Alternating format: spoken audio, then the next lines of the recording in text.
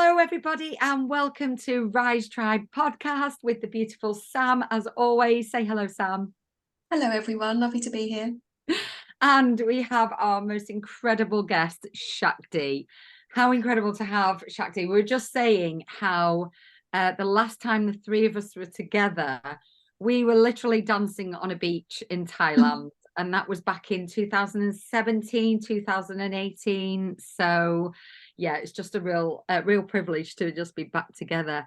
So Shakti, oh my goodness, what is she up to?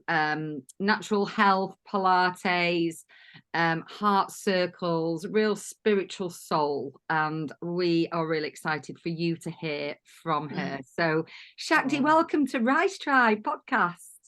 Thank you so much for inviting me, and I feel such a connection with both of you. I think because of how we met and everything, and yeah, I've been lovely. I've been lovely enjoying. That doesn't make sense, does it? I've been really enjoying following both of your journeys in the last few years. It's been really lovely to see how things have evolved, and how we've all, all of us in this work, and I've been in this work for a long time, and just watching how things have changed throughout the last, especially 3 years. It's been incredible. I've got goosebumps as I say that, because it's just been so powerful. So I think that's where we need to go, isn't it? If the goosebumps are coming up, we need to go there. So Shakti, talk us through, where were you like 3 years ago? What's significantly happened for you? I mean, it's been a bit chaotic anyway, but what's gone on for you personally? In a nutshell, and I'm going to talk more about this because I do believe the way that we are going is more and more and more authenticity. It's like, this is where we are going, and we can't get away with anything anymore on any level, whether it's, political. When I'm speaking truth, and some people say, oh, what's your truth is not my truth. But those who will understand what I'm saying right now will really resonate with, there is a truth that is bigger than who we are. And when we are courageous enough to let go of the narrative of how we think things should be, I want to cry now. When we let go of how we think things should be, and just surrender and trust in what is happening through us, then there is this higher frequency, this all-encompassing God consciousness, God higher self, Mother Earth, whatever you want to call that energy, that is so much bigger than who we are. Once we choose to surrender to that truth, we really start to see our lives go with the flow, and that is what I call truth. And the acknowledging that because we are here in a physical body, we came here to experience polarity, to experience duality. And so for me, the 3 years ago started off offering meditations online, offering heart circles, supporting people, realizing that humanity was now waking up to the truth, and the drum I've been banging for so many decades. I mean, yes, it took me a few weeks. My sister still laughs. You were cleaning your shopping. Yes, I went through a few weeks before I registered what was going on. Jackie, I cannot believe you were cleaning your... Well, there was an element of, it took me 3 or 4 weeks. I came back from Bali with a horrendous cough. I had to come back because it was all kicking off. I was in Bali for Chinese New Year. I was spending, not for Chinese New Year, but I was spending my winter out there, as I have done for 10 years. All through my 50s, I was in Thailand and Bali every winter. And I had to come back. And no one really knew what was going on. When I arrived at Heathrow Airport, I assumed we would all be, it was so like, oh my God, what is going on? Chinese people were dropping down dead or whatever. And it was like, what the hell's going on? I thought I'd arrive in Heathrow. I thought we would be ushered out into a special room and tested. And you know, I thought all this stuff and it wasn't. And I came home, and because I had this terrible cough, I'd been ill in Bali. I decided, purely out of a natural response, to self-isolate. And literally within days, you know, things kicked off. And I remember getting in my car and going to Tesco's in Hatfield, which was a 24-hour, because I tried to get some food and you couldn't get anything. Things were sold out. And so at this stage, like, and I just got a puppy, literally, like that week I got a puppy. And things, I mean, everyone's got their story, but it's really nice to recount what happened, because I remember getting up about 4:30 in the morning and driving in the pitch black with my little puppy and thinking I was literally in the apocalypse. I mean, it was just great. And the reason I was going to Tesco's was to get some paracetamol, because I'd got this strange thing. And I'd heard you can't get paracetamol anywhere. And I'd heard you must have paracetamol in case this thing gets you. So I went into this great big Tesco's, and I got there about 5 o'clock in the morning, and everything was very spooky. And I got in there, and there were like hundreds of people in the queue with trolleys filled with toilet paper. Toilet paper. And I thought, I ain't standing here with these lunatics waiting to buy 2 packets of paracetamol. So I'm afraid I actually stole the paracetamol, because things were just so weird. I thought, I only want some paracetamol. The queues were like 10 deep. Wow. I mean, it was insane. So I think that was a bit of a shock to the system. But when I did realise what was going on, it was my friend who's a naturopath in Harley Street. She started saying it's a load of rubbish, you know. So I went through this phase of feeling like somebody needs to step up here. So I kind of went through that phase of offering stuff, supporting people. People were very frightened. I did all that. And then a year ago, 11 months ago today, virtually, I had a flood. And my whole world, I was challenged beyond belief. I mean, I won't go into it now, but I went through hell. I got rid of all my belongings.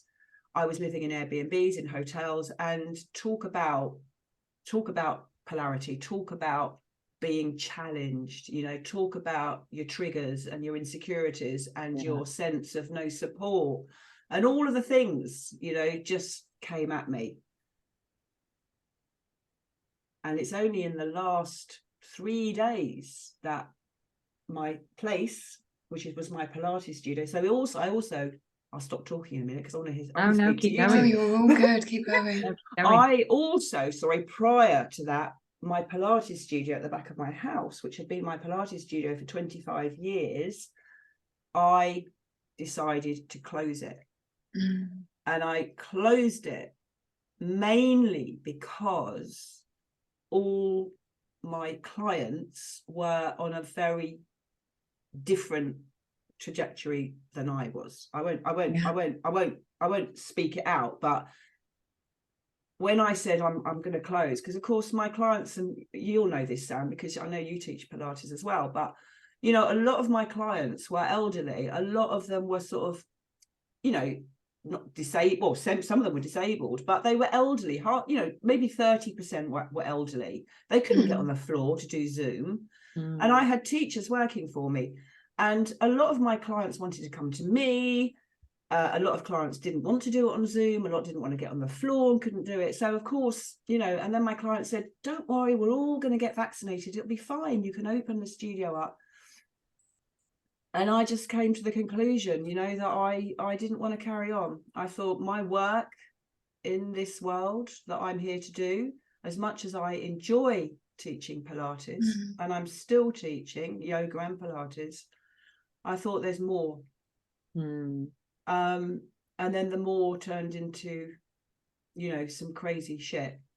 And it's been one hell of a journey. But it's all really turning around in the last couple of months. That's amazing. Yeah, it has been an incredible journey, Sam, seriously. And I have to say that the turnaround happened when I did a 3-day water fast. Nice. Interestingly. Very interesting. I just want to ask you a couple of questions about your last 3 years. So we have similar stuff that we do. I do Pilates and yoga, but I've also gone into natural healing since the last 3 years. And I just wanted to ask you, like, so there's the stress and the insanity of the couple of years that we all experienced and went through in our own different ways. Yeah. Do you feel that the flood then hit you harder because of your nervous system was already challenged? Or do you just feel it was a natural progression of purging and letting go and the necessary thing? It's a great question. It's a really great question, because there are so many pieces to it. And, you know, when you trust that there is a divine order, that everything is on purpose. I mean, you know, for example, I had tenants in my house. So I'm living in this space now, which is the living room of my house and a conservatory. And a very, very sort of soul sister friend asked if she could move in. I didn't think it was a great idea. We have had a very interesting soul journey together of where she comes in and out of my life for a very long time. You know, when the father of my babies died 37 years ago, she was the 16-year-old that helped me change their nappies and stayed at my house to change their nappies. I mean, there was a history. Yeah. And without going into too much detail, she wanted to move in and she suggested I have a shower put in here.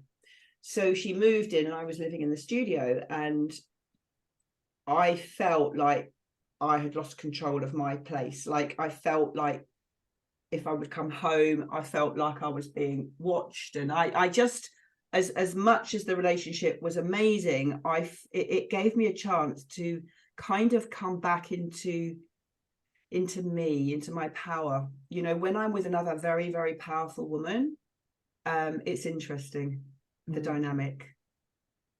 And so I felt part of what happened was, I mean, I've had to pull away from that relationship.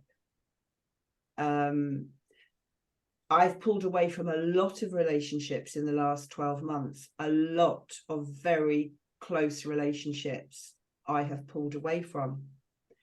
Even my eldest son, who is 40, can't believe my son's 40.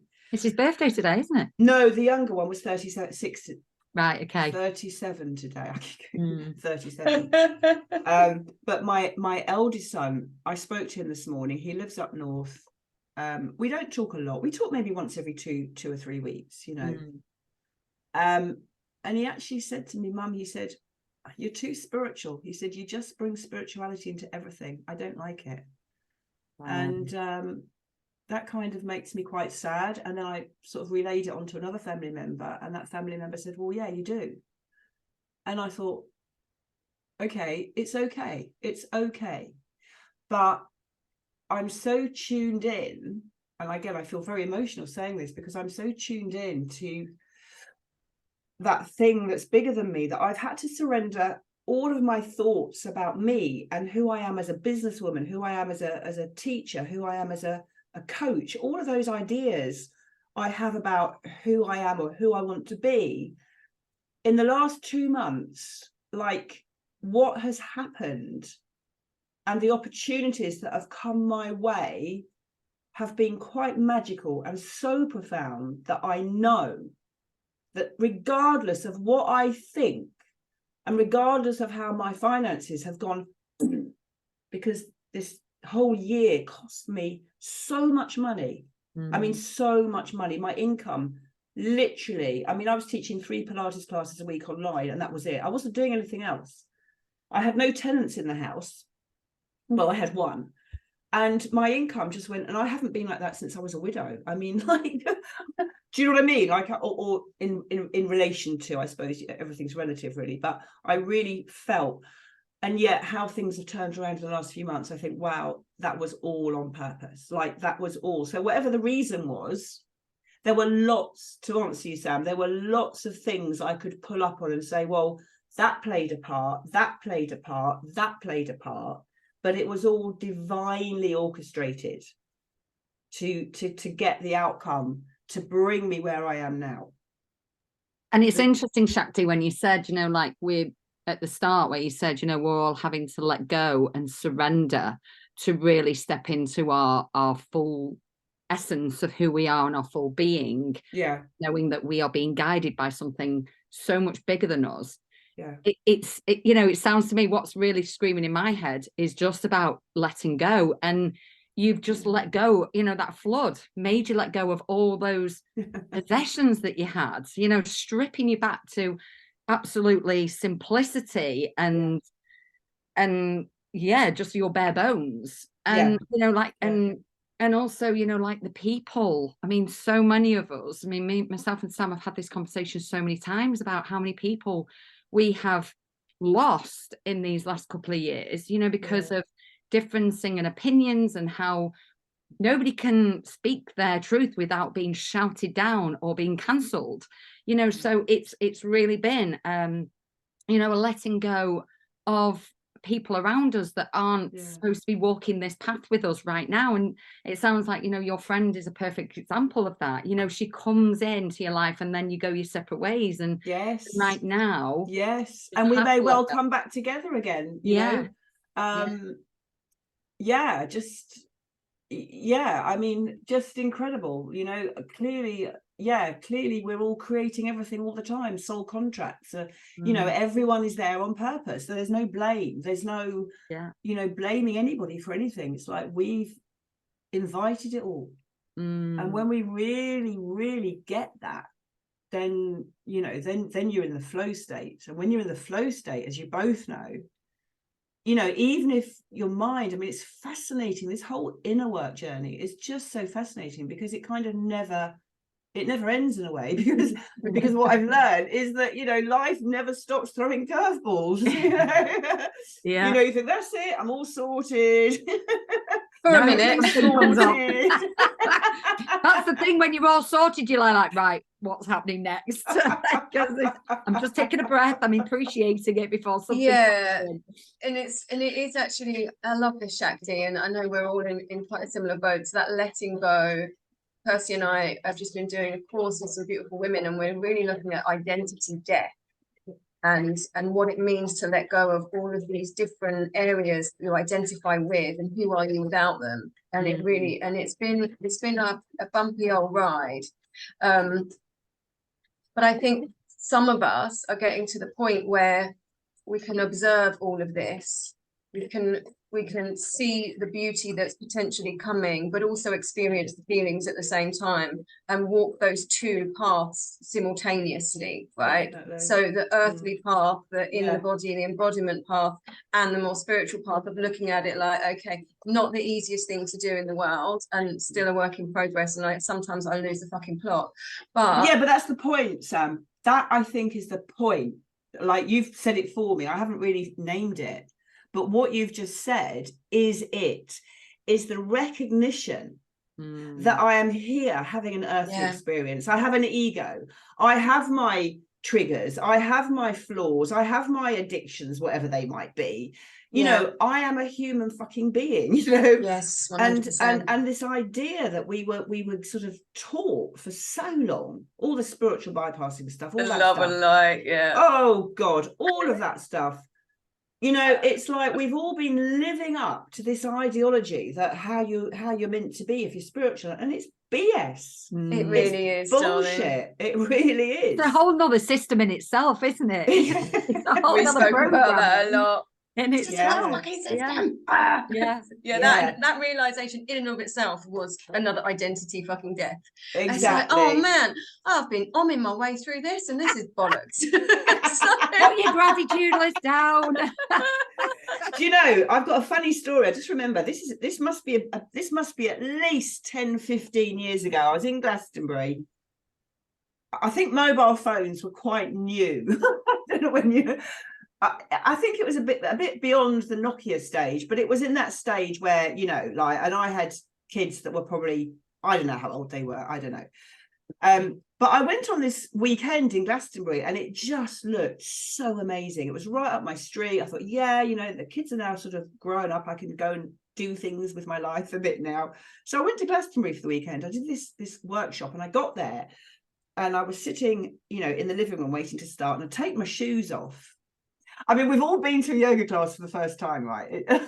You know, when someone new comes to a yoga class and they start giggling, you know, that giggle thing. Well, I suppose in a way, at some level, I mean, I don't know if it's 20 years ago, it's going back, but I was kind of probably a bit spiritually immature in one way, because I got in there and there were lots of people in there, and I'd got a missed call from my son, and I sort of phoned my son and said, no, I'm not on this thing, and I put my phone away. And we sat there, nobody talked to me.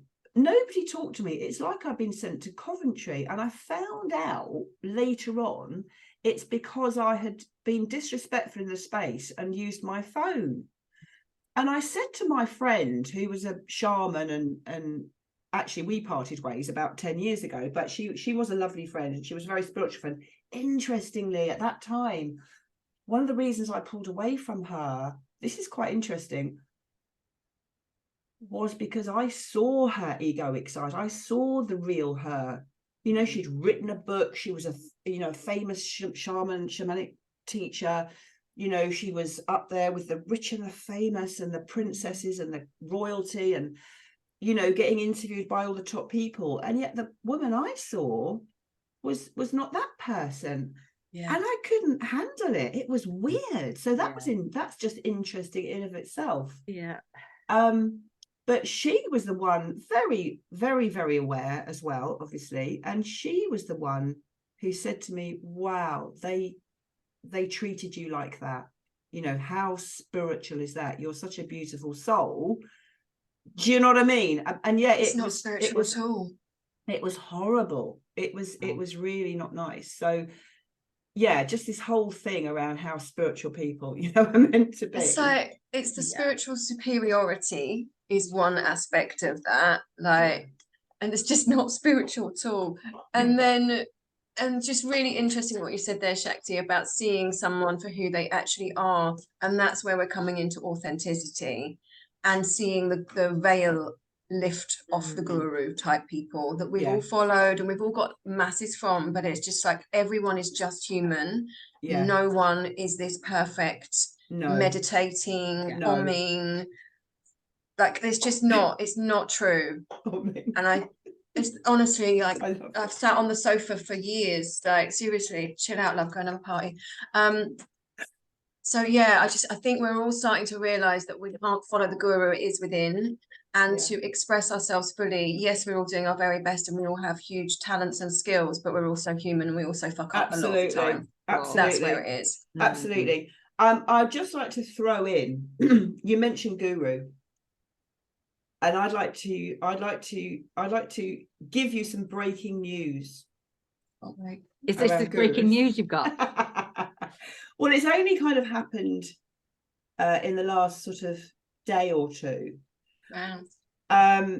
But I don't know if I don't watch Netflix, right? I don't watch TV and I don't watch Netflix. So I've never really watched Netflix, but there's a program. I don't know if it's one program, if it's a series. I've never watched a series really in my life since, I don't know. I used to watch EastEnders about 30 years ago. And I just say, I watch Netflix. It's my switch off. So yeah. Yeah. And the thing is, I've just had the studio turned into a booking.com. Weird experience this week. They had people coming around before I'd even put the advert live. That's how I'm not surprised I've been ill this week, like the last few days, because I put the studio, which has taken 11 months to get fixed. Like an Airbnb type thing. Yes. Right, gotcha. So I'm renting it out and I had people turning up at the front door. I didn't even know the advert was live. I was in Bedford looking after my friend's son and someone called me from the front door. I've spent most of this week on the phone to booking.com in the Philippines or in China or in the Netherlands. I mean, I mean, this is what I mean about life getting in the way. Do you know? Life, just the stuff happening all the time. I forgot what I was going to say now. Like your breaking news. Oh, my breaking news. My breaking news. So I got the studio all ready, and I thought, you know what? My son was selling a flat screen TV, and I said, look, I'm going to buy it off you because I think I'm going to put Netflix in there, because I think if people book in, I might even get an aerial and put a TV up there, or whatever it's called, an aerial thing. An aerial? That's so cute. I didn't know how it worked. I didn't even know how to turn Netflix on. I was going to myself, how do you do it? Oh my God, brilliant. So I couldn't believe he worked it all out, and I had to pay, and it was quite easy when he did it for me. So I've got Netflix up there. Now, have you heard on Netflix, apparently one of the top shows at the moment is a documentary. Do you know about this? No, what's a documentary? It's a documentary on twin flames. Oh. Have you heard of it? No. You obviously haven't. So let me tell you the story. About 1 or 2 years before lockdown, it might have been 1 year before lockdown, I'm in Bali. It was 6 years that we met in Thailand, because I was doing a heart circle. Yes. Yeah. On the retreat, Beautiful You retreat. The retreat. Ollie and Denise. Yes. With what's Ollie and Denise. Ollie and Denise. Yes. So I think it was the following year, and every year I would sort of get into studying something new, just doing a new therapy or a new course, or just, like people do. I don't do that anymore, but I was sort of thought, right, well, you'll know why I don't do it anymore. So I saw this video on YouTube about twin flames, and I started watching this couple, and I was quite intrigued by them. And I was watching more and more and more of them. And then they said they'd got this course about how to become a twin flame facilitator and coach. But it was also about your own journey, obviously, as well. And I thought, well, I'd like to meet my twin flame, if there is such a thing, Yeah. I know that a lot of people, for example, like Matt Kahn, who's my favorite spiritual I love teacher. Matt Kahn. I love Matt Kahn. He always talked about a soulmate being the twin flame, and the twin flame being the soulmate. So I know people, get there's different meanings, but the twin flame idea was that the soul has split on incarnation, and that if you meet your twin, it's the other part of you, and so you will experience a lot of turmoil, so you may not stay together, so one will go away, and I was just fascinated. I liked the vibe I was feeling, and I was offered a trial, a meeting with a woman called Summer, who was lovely. She was in London, because it was quite an American thing, and she was so loving and so beautiful, and I was just drawn in.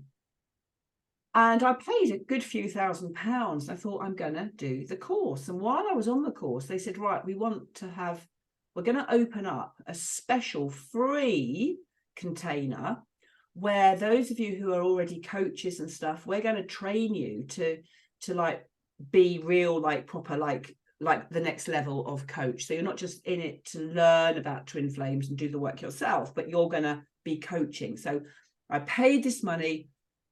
I started doing the course. There was loads of content. There were live gatherings. It was amazing. And so I had to join a little container with about 3 or 4 of us, in each one. So my leader lady was she'd been a minister, an American minister, and she'd left the church, and she was doing all this beautiful spiritual twin flame work now. And she was so eloquent, and I learned so much from her. I learned so much about, I've learned that with Christian Pankhurst with the Heart IQ, but it was really about, finding the part of you that needs loving. And I learned so much in my own coaching, how I was going to work with my clients. So it was really invaluable. And then what happened was I was watching some of the previous content that was part of the course. Stay with this, okay? So I started getting bells ringing, started thinking slight red flags coming up around how they were sort of pulling in quite young people and sort of almost not pushing them into being twin flames, but something just felt a bit off. Now, this couple, Jeff and Shalaya, had met and were twin flames, and he, you could tell, had this presence, like he thought he was Jesus. But he was very intelligent and very wise and very connected and a very, very, very good teacher. But something was just off. And then one day we were invited to watch the sort of marriage of this young girl and this young boy. And they were sort of your twin flames, you know, and you could see the uncomfortableness in these. You could feel it. I can feel the weirdness of it all. Yeah. Something was off. Mm. So I was loving my private weekly sessions with this other teacher. And I said something one week, and I'd noticed a few times in the group when I typed something and I was being put down. I said something to this teacher and I said, I am not willing to call Jeff my guru. I'm sorry, because she started talking about him as the guru. And I said, I'm really sorry, but he's not my guru. He's not my guru. And, you know, I got kicked off everything. Wow. I got kicked out of everything. Gosh.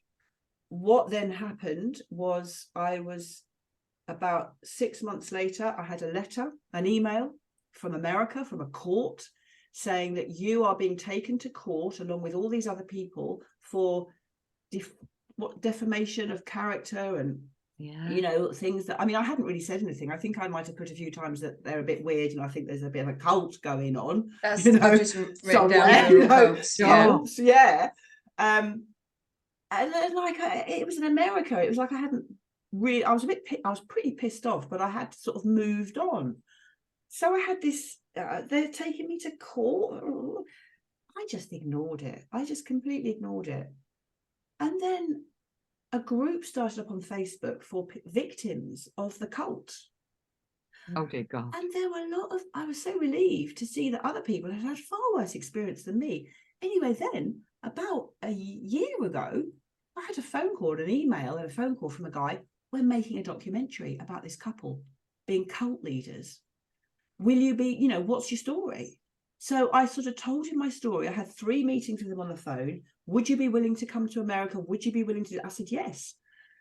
Then what happened was someone else took over his role of the thing. And I never heard from him again. The next thing I hear on this Facebook group for victims, it's only a smallish group, is that they've made this documentary. It's on Netflix. And apparently, I've just seen tonight, I don't know if you know Anaya Sophia. She's a lovely, beautiful woman, spiritual teacher. And she's just put a thing about it. And I thought, my God, it's big on Netflix. I think it's like the most watched documentary on Netflix at the moment. So I'm actually interviewing several of the people who were on the documentary next weekend. Amazing. Shakti, that's awesome. Yeah. Wow. Yeah. So are you interviewing them individually or as a group? No, like, I want to do a round table. Yeah. Yeah, nice. So that's nice. my little bit of breaking news. I haven't spoken about this because I don't know, it wasn't in my awareness, but now the documentary's out and what they're saying in the group, like some of them are saying, I never gave them permission to say this. They've twisted this, but I think it does come. To be fair, I haven't paid a lot of attention to it, but I think it does come across that they are cult leaders and that I think something will happen from this. Interesting. So I think everyone needs to watch this documentary because these people exist. And they are pulling in innocent people. I mean, lucky for those of us who could see it was a cult. But especially now because people, I mean, I think people are really, you know, like these predators, if you like, for want of a better word, are really rife at the moment because people are scared. You know, that people are living in fear right now and they're noticing people are vulnerable. We can put them in and we can manipulate them and wow. What a story, hey? What a story. It's really cool. It's great that you're going to interview these people as well. I can't wait to see that. But also it just reaffirms that these types of people are across the board in every single type of community. So from politics, from the systems that we talk about, from the spiritual side of things, like they're in churches everywhere. So all of this divide and this fighting between groups just needs to stop, and let's see what's really going on across the board in every single aspect of society. That's what that screams to me. It's just everywhere. And the fact that, and also stop putting people on pedestals, you know, like you said, Sam, you know, like it's really come apparent that actually nobody is a guru and everybody's got an opinion. And, you know, it's about really going inwards, as you were saying, Shakti, you know, this inner work, it's never ending, and it's like a continuous journey. But, you know, like getting to the point where you really do start to let go of all the bullshit. This is really important. Trusting yourself. This is really important, what you're both saying, because this is about recognizing what sovereignty actually means. And recognizing, and here's the thing that I would like to invite both of you onto my podcast show, which I've already mentioned with a few other people, with a few other coaches who I love very much, and talk about this experience of, how can I put this, when we are, let me just think about how I'm going to say this, because I've just gone rather blank, which is quite interesting. In order to be sovereign, we have to listen to our higher calling and our own judgments and our own, what's that word when you sabotage, our own self-sabotaging, our own judgments around who we think we are not good enough, and they're not even conscious half the time. Like at the moment, I'm really now going to be working, and I am working with my financial abundance, you know, and I'll just tell you, I feel very blessed, because one of my old clients, who was an old Pilates one-to-one client, he's an entrepreneur, and he's been offering me business mentoring in return for one-to-one Pilates. Nice. And this has made me see that when I first met you, I was floating around Thailand, you know, living the dream, teaching on retreats, you know, teaching in centers, yoga and Pilates, you know, I had an income such a free spirit, Shakti. Yeah, absolutely. I was doing it all. I had people working in the studio, I had an income coming in, I had tenants in my house, I got it sussed. But you thought so anyway. I thought I got it sussed. What I see now, and this just comes with, you know, with maturity and wisdom, but what I can see now with having the opportunity of working with Richard, and I'm getting a VA. Nice. Is that I can see now that on the surface it all looked great, but every March when I came back from traveling, my bank account was like 7,000 or 8,000 overdrawn, and I would spend the next 9 months, you know, crawling my way back up, trying to say to some of my teachers, "Oh, can I have a couple? Can I have a couple of my classes back?" and it was this continuous, you know, and just to give you an example, this is how I am, and I know that my history is, you know, my father was a Hungarian refugee. He was brought up on the streets, very poor, no shoes, couldn't afford the school dinners, living in one room with his aunt, his mother and father. We didn't know his father. His mother died when he was young, a couple of weeks after he met her when he was 7. So very tragic, you know, and so this kind of financial abundance thing has affected my 4 siblings in different ways. But I know for me and my sister, you know, what I've done over the years is I will offer somebody like a really reduced price for something, and they'll pay it, and they'll say, "Oh my God, that was amazing." And then they'll go and spend 1,000 quid on someone else because someone else is charging 10 times more money. And it's like, I can't. And then And then Richard said to me quite a few years ago, we started a business called Awaken to Business. And he said, like, you need to be charging not £60 an hour, but £660 an hour. And I'm like, I just couldn't sit well with that. You know, and it's the same for a lot of us healer types, although Richard will say otherwise, because there's a lot of healers earning. And then that whole thing around, you know, I watched someone on Facebook yesterday, that's someone I've interviewed in the past, and he was sort of saying, oh, you know, we just need to give everything away for free. And I get that, but with the money, I can do so much more. And if there is an abundant universe, that has to include money. So I'm really working now on my financial abundance blocks. Amazing. And so that's, you know, that's a really, you know, instead of doing another course this year or next year, so coming back to me floating around Bali and Thailand, now I feel like with a VA, and if it works well, I will be plugging the hell out of these VAs. Yes, absolutely do. Because he's got this amazing business that they're in the Philippines. So I've been invited to go and teach yoga and Pilates in the Philippines. Nice. on a retreat in March.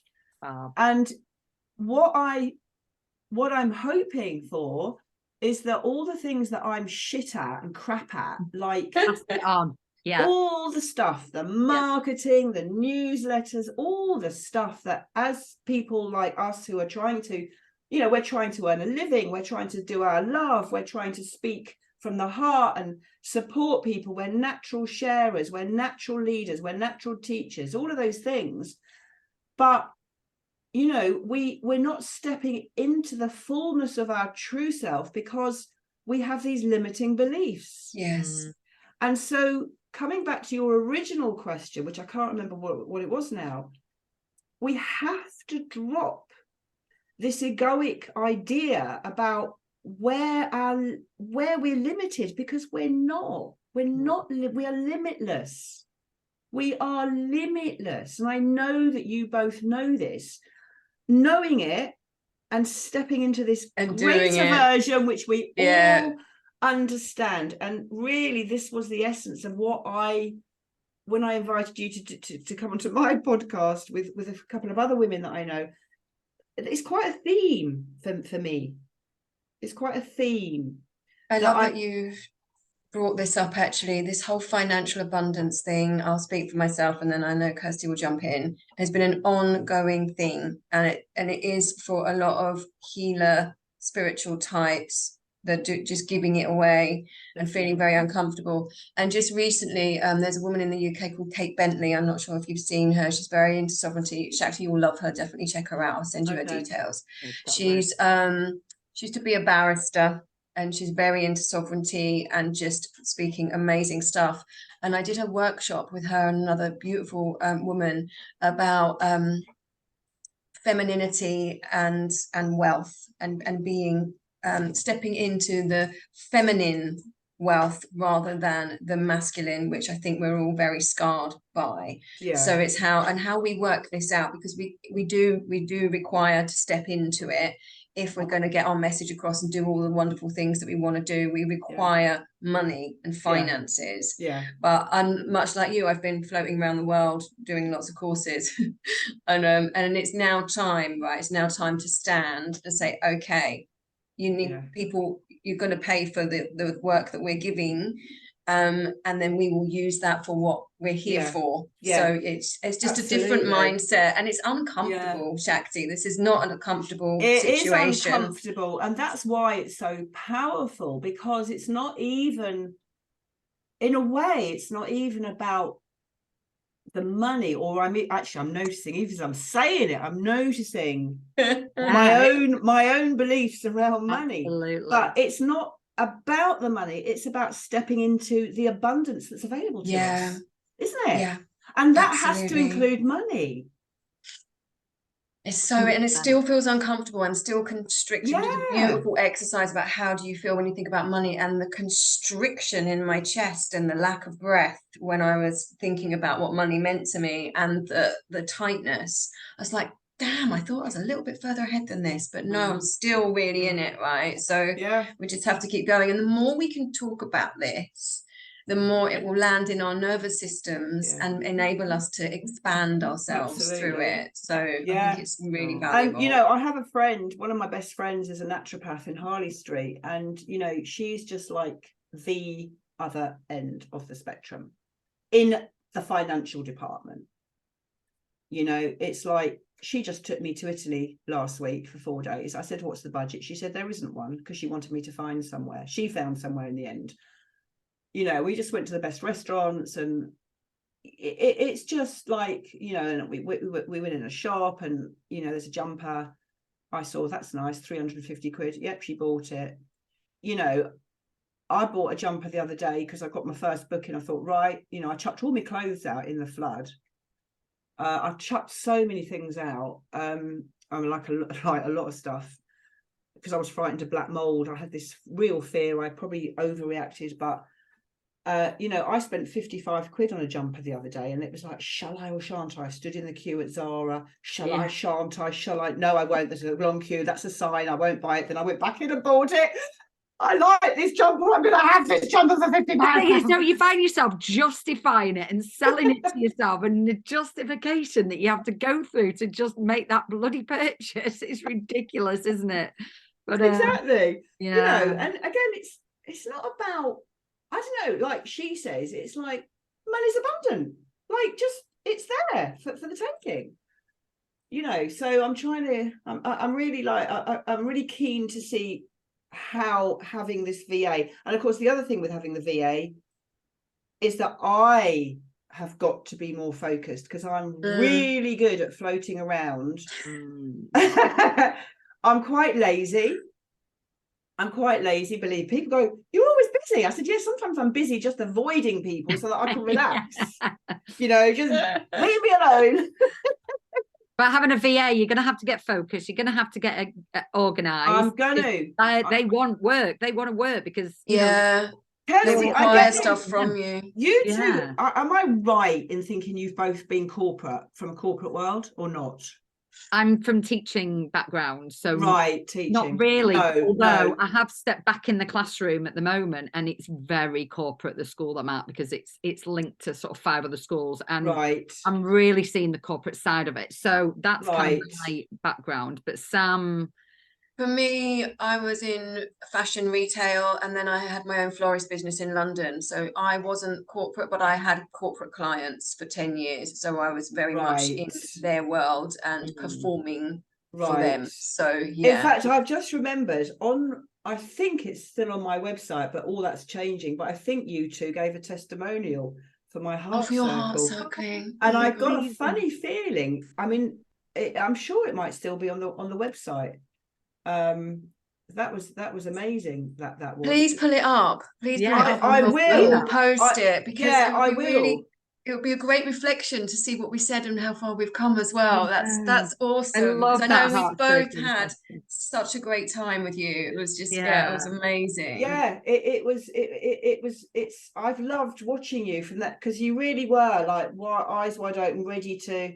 You know, it was a great retreat, and the heart circle was great, and you were like, yeah, I'm ready. And you've both taken that action that so many people don't.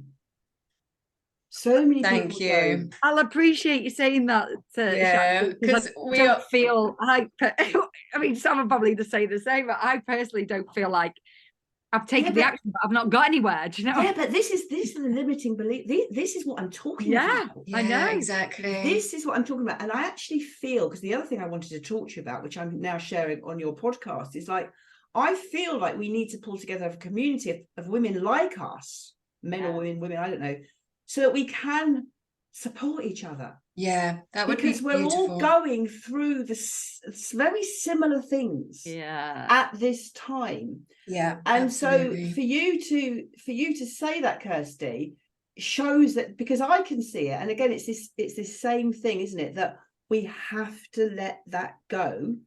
Yeah. To go to the next level. 100%. Yeah. You Because know? when you said that, Shakti, it made me feel uncomfortable, because I'm like, oh my God, what if she finds out that actually I don't? Exactly. And it's this Imposter syndrome. Exactly. I was once standing about 20 years ago. I was standing in Boots, and I was Boots of all places, because you don't go into Boots for chocolate, but I was in Boots and I was looking at the chocolate, and this woman came up to me. She said, "What are you doing looking at chocolate?" What? What? You know, and I mean, Unbelievable, isn't it? yeah, Yeah. you know, it's just crazy, like how we all have these ideas about how we're meant to be. Yeah, I think we're definitely letting go of those. We're teaching others to look back at what they've done, how far you've come, celebrate, etc. But it still creeps in like, oh, have I done enough? Have I progressed enough? And when we look at our journeys, because we know the evidence is there, we are doing freaking amazingly with everything that's been going on, right? But there's still this niggling doubt, and it is such a deep program. And what I really like is, now when I'm teaching, I'm admitting that I am still in it and I'm with you. I have all of this. We're working on it together. Instead of coming from that place of I'm the teacher, I know best, and no one's going to catch me looking at chocolate in Boots, right? So... And how liberating is that though, Sam, Shakti? It's beautiful. How liberating is it? And going, I ain't got this figured out. And do you know what? I get this wrong too. And I fall down and I have a good cry. And I need my friends around me to sometimes pick me up off the ground. It's so freaking liberating, because I went through so much time, you know, because everybody was like, oh my goodness, Kirsty, you must be so amazing at what you do. Oh, you're just so positive. So I was that fake positivity for so long. You know, like on the outside, I was just there like, yeah, I've got my shit together. I'd go home and literally cry and be on the phone to Sam going, and it was hard work to be that. It is hard work. Kirsty, I have watched you. Just so you know, I have watched you transform from being the sort of positive, you know, coach, and I've seen you become more and more authentic over the last couple of years. I've seen it. So don't even doubt yourself. Yeah. Because I have seen it. And you know, sometimes that's the only way we can see it, is to not see it. And that's why we really need to come together, because the majority of people, look at you, you've got a podcast show. Most people don't. Most people don't take that step. They haven't got the courage or the self-belief. There's too much, you know, of this whole idea that, you know, I'm not good enough, I'm blah, blah, blah, blah, blah, blah, I might mess up. It's just not true. None of it is true. It's not true. But I just want to mention the voice that came in. Well, it took bloody long enough, didn't it? That just popped in. Exactly. Just like, chill out, love. Go on, off you pop. Enough now. I'm doing all right. Thanks very much. Yeah. People don't realise. I was interviewing people. I was invited. I was being interviewed on a local radio show. And halfway through, the guy on it said, "You're really good. Would you like to co-host the show with me?" So I started co-hosting the show with him. Amazing. And I really loved it. It was called Inspired Talk. And we were doing this sort of stuff. And it was just about the time when, I mean, everything sounds so old-fashioned now, doesn't it? But it was just the time when people were starting to do more of their sort of interviews on YouTube, you know. So I started interviewing people on YouTube, and I paid someone to do the photography and everything. As it happened, the whole damn YouTube channel was taken down. I remember that, Shakti. I worked so hard. I was teaching all over the world. I was in Australia. I had so many videos on there. The whole thing wiped off, never to be seen again. I thought, fucking hell, how dare you?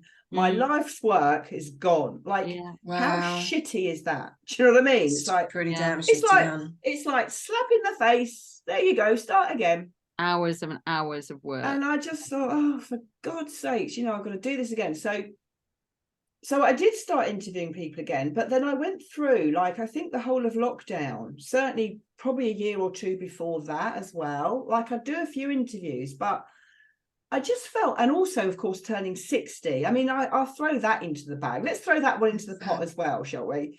You know, turning 60, it's like, well, you know, I've got a dog. I'm getting, you know, like, I don't need to work now because I've got tenants in the house, so I'm not striving for the money, because I thought I was quite well off, you know, because like I've only got a very limited cap as to how much I can earn. So, you know, I'm pretty well off, and I'm 60 and the dog needs walking twice a day.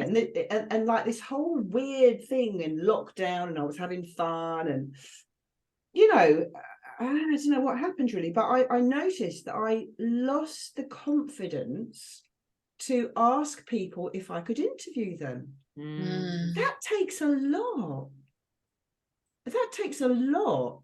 You know, people don't realize that people like you both and myself, it does take courage to step towards what you know you love doing, because the reason you love doing it is because you're meant to be doing it. That's why you love doing it. We love sharing. We are just natural sharers. Shakti, I can really relate to that, because I did conversations with Kirsty for quite some time and absolutely loved it, and it was just like this. It just felt so comfortable and just so happy doing it. And then I won't say who, but somebody said to me, Kirsty, how are you monetizing this?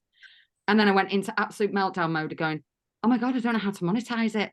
So I stopped, because I was like, well, what's the point? I'm not making any money from it. Stop. Even though I was absolutely loving it and it's filling me up. And then a long period of time went by. And then myself and Sam talked about doing a podcast, and we procrastinated on it. And then I was like, oh, I love interviews. Let's do it. So I ended up doing a radio show with my beautiful friend Kelly. And I got to a point where I got really embarrassed about asking people to come on as a guest. Luckily, Kelly was like, oh, that's the world. And she brought the world on. And I was like, thank goodness for Kelly, because I lost my confidence, like you say, in asking people, because I didn't feel like it was a big enough platform. How are they going to monetize it? All this was going through my head. So I can totally relate. Yeah. And then there's the whole tech side of it. I mean, I'm not techie at all. Not techie at all. My son, bless him, you know, yes, I'm paying him, but, you know, he's helping me to do the techie side of it, because I don't think I could do it properly. It's such a big thing. Kirsten, and this is what collaboration is all about, right? So Kirsten and I, we had shits and giggles for a while, which is another little talky thing we did on Instagram, just as we were sort of like playing about and stuff when I had my ex-plant and all that sort of time. And then this has all sort of happened. We just basically had a conversation, let's do a course together, because both of us were just so frustrated with ourselves that we had so much let's just do a course. We just weren't doing anything. Exactly. And now that has snowballed into podcast, into courses. We've got an app. We're doing a festival next May. Like, it's just from taking that one step, right? But the tech side of it's really interesting. I'm okay-ish. Kirsty is shit. Let's just be honest. But then Kirsty's husband, Ian, is now on board with us, and he's taking care of that back office stuff. Fantastic. So we've got the three of us all gelling, and it really is that collaboration, and we have to reach out and delegate this stuff, because otherwise nothing gets done. You know what I love about what you're sharing? Sorry. That's all right, my darling. Just like focus on what our skills are, do those, and then leave the other stuff to someone else, and just let it go, because it will take me 3 weeks. And what I loved about your share, for anyone who's listening to this or watching this, is, can you see how in the last 10 minutes we've gone from the fear into the, wow, this is so exciting, it's all coming together, we're collaborating, things are happening, things are moving forwards. We have to acknowledge both. This is duality, this is polarity, this is being human. And if we don't feel this fear and don't feel it, you know, how can we springboard into something greater? Absolutely. Which is ultimately what the heart circles are about. It's about, you know, going into feeling what's moving in you. You know, what are you thinking? What are you feeling? How's your physical body speaking to you? And being able to express that in front of people, right? And that's literally what this is such a beautiful round circle that's just happened. We've come back to polarity and feeling both sides, and actually just by talking, it's all naturally come about, right? So we just have to speak to each other and be open and authentic, Yes. to allow us to process this stuff and come to a place of moving forwards. It's just beautiful. Yeah. I loved how you didn't have a plan in particular, you know. That's how I work, you know, just to express, just to have space where we can just express. And there's a natural, you know, there's a natural circle, beginning, ending, that just happens when we're in that flow. That's the feminine. Absolutely. It's I love it. It's and Oh, we're just so feeling well this done. more and more every time we do these, right? It feels very natural and it's just flowing. So Shakti, we always ask this at the end. We're Rise Tribe, so we have 4 pillars for Rise. So I just want to ask you, what does the word rejuvenate mean to you or bring up for you? Oh wow.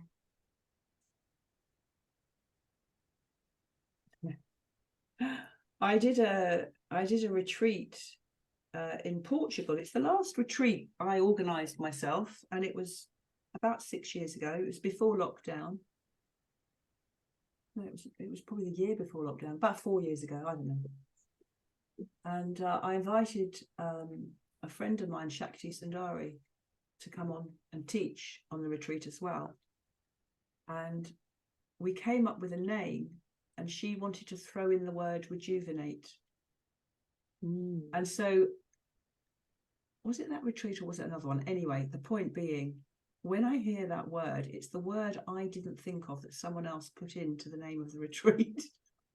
Interesting.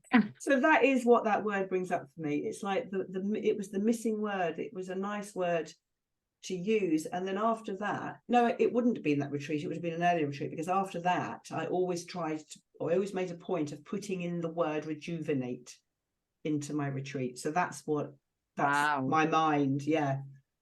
Nice.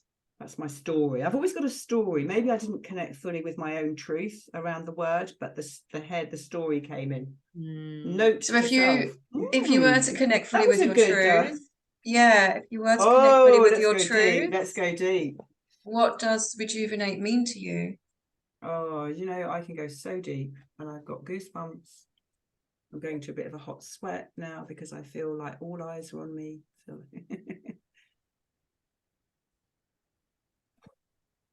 I feel like my whole adult life has been one constant rejuvenation after a death and another rejuvenation. That's how that word hits my heart. Yeah. Oh, I feel it as well. Yeah, thank you for going there, darling. That's lovely. Yeah. Thanks for your vulnerability as well, Shakti. It's really difficult to just witness. Thank you. Amazing. So the second pillar is I for inspire. What does that bring up for you, Shakti? Inspire is, again, I have to go into the story, don't I? Because that's what I do. I'm a teacher. I'm throwing it back for people to learn something. Let me take it inward. Well, inspire is a very, very powerful word for me. It's a word I love. And, you know, the first thing I did was just take a breath in. And I cannot operate in this world in alignment, in integrity, unless I am inspired. Like, for me, inspiration is breath. It is life. It precedes everything I do, unless it's ironing. And yet even now ironing, I can't believe it. I've been ironing. Had this little cold thing for the last few days. I've been ironing today, and I ironed yesterday, because I've got these people and a few Airbnb, or I haven't had Airbnb for ages, but I had a pile of ironing sheets, and I've been ironing, and I quite like that. So I obviously found the inspiration to watch something on YouTube and iron. So yeah, inspiration is a very powerful word for me, a very important word. Beautiful. I love that you're finding inspiration in ironing. It's just brilliant. I have never ever ironed in my life. I think when the kids had school shirts about 30 years ago. I don't even iron them. I know, right? I don't iron anything when I'm in the humidity, so I don't need to. But what was I going to say? I think we know we've made it in spiritual terms when we're inspired by ironing. That's what I think. We're there. We don't need to do anymore. Trust me, it's taken me to get to 62 to even pick up the iron. And because my finances have been so bad, and because I've been doing Airbnb, I've had to iron the fucking sheets. Okay, And so it's bringing inspiration. So do you know what? Lap it up. Exactly. Too funny. Too funny. I love it. Thank you for that one. Okay, our third pillar is strengthen. So what does that make you feel or mean to you? I think what it means to me is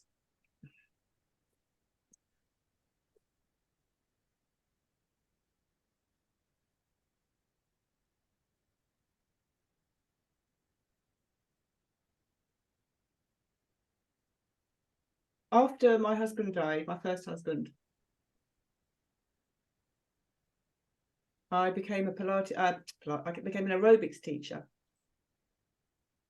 And I became very strong and very muscly. I've got a photograph of me, you know, with my muscles out, and my two boys with their heads at my shoulder. They were early teens, or probably 11 and 14, something like that.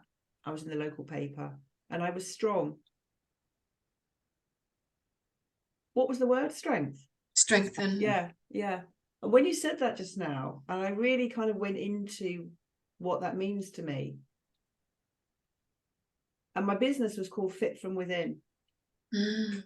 And I realized after several years of doing personal training in the sort of late 80s and aerobics, I realized that it wasn't all about the strength. You know, in fact, I had PTSD. It was about an inner strength that you could connect with when you were vulnerable, actually. So my whole journey has been, you know, mind, body, spirit. Yeah. And when you said it just now, there was a new layer, a deeper level of a connection to that word strength. Like like I said to my son, it's my son's 37th birthday today. 36, 37, I don't know, 37. And he said something to me in the car today. It's like both my sons have said something quite profound to me today. And I don't talk to them every day, but my youngest son said, he said something. And I said, Matt, I said, if you knew what I've been through in my life. I think it's because we were talking about his birthday. He never knew his dad because he was 5 months old when his father died. And actually, it was at my sister's. We were talking about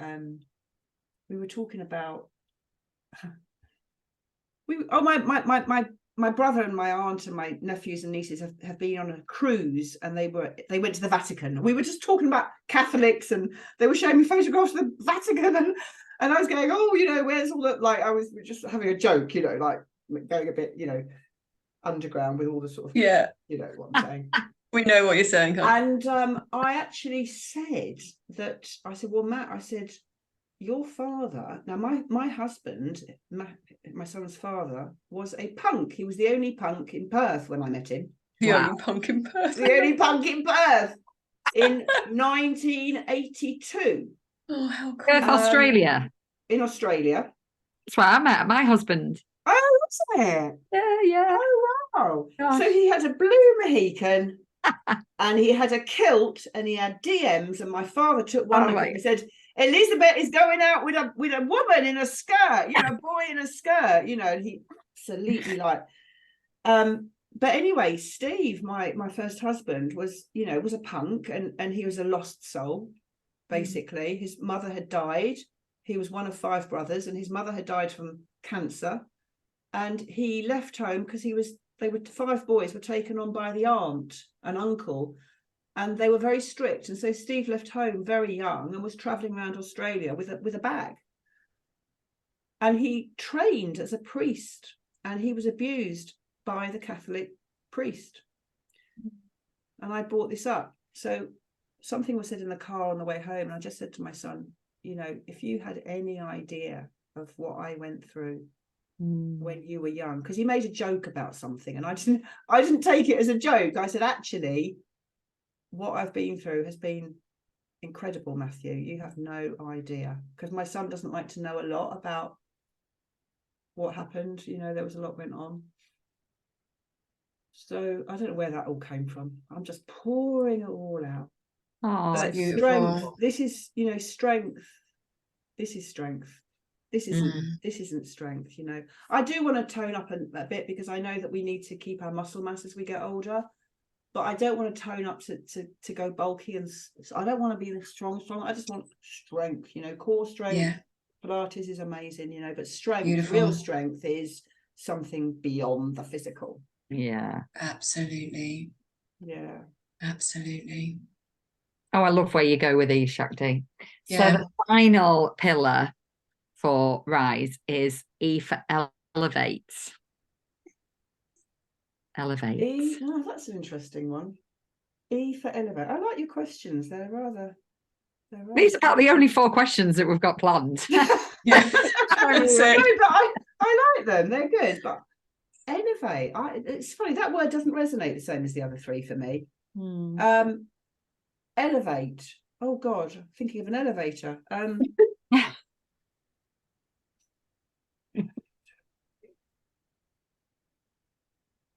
I don't know why, but I'm thinking of radiate, radiance.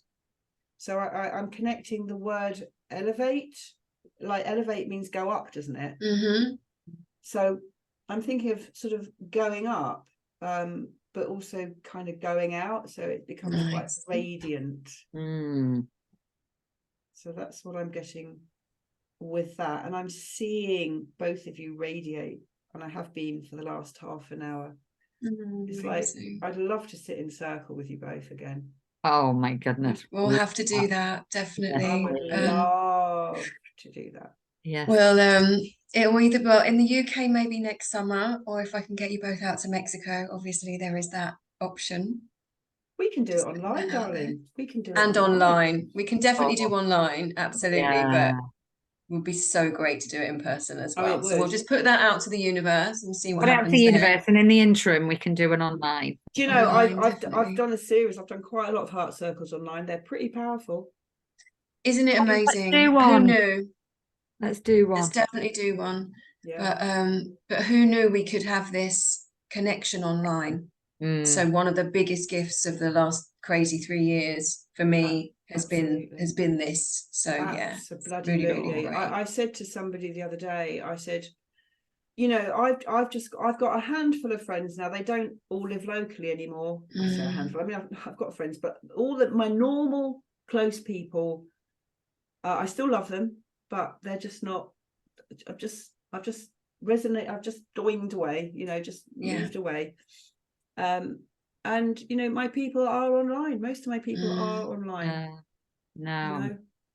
I think we both agree with that, don't we? And both experiencing that ourselves. Yeah. Well, look at you. Absolutely. You're in Mexico. Sam, Kirsty's in. Where are you, Kirsty? Manchester. You see? Yeah, we're all over, and it's amazing. Yeah. Amazing. Wow. So Shakti, how can everybody else? We're connected, but how can everyone else connect with you? Well, where can they find you? Well, I'm sort of rebranding at the moment. So I've got nothing. I say I've got nothing going on. That's not true. I've got a website. I don't know how long it'll be, that website, but it's riseshakti.com. Okay, great. Riseshakti.com. I'm on Facebook, Shakti Kali Kaloczi. People can connect there on Messenger. Wonderful. I've got a YouTube channel, Shakti Kali Kaloczi. We will pop all of those in the show notes so people can find you, and we must do another one. I feel like we've got so much more to talk about.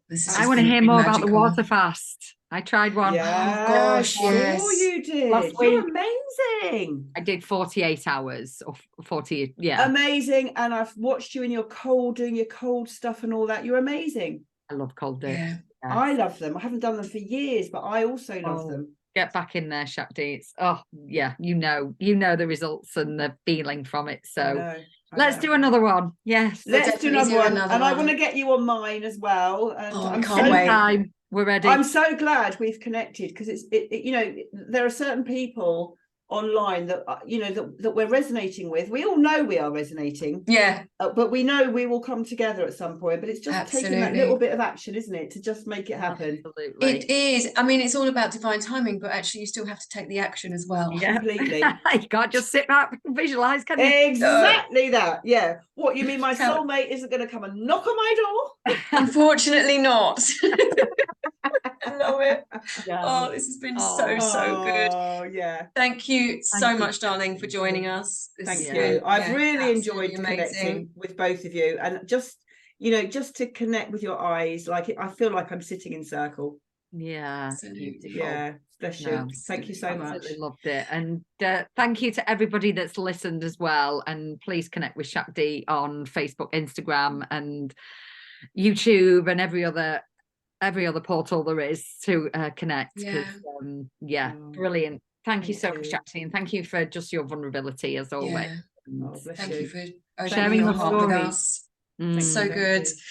So we'll see you in the next episode, and watch this space. Shakti is going to be back. Thanks so much, everyone. And the interview as well. Mwah, I love you.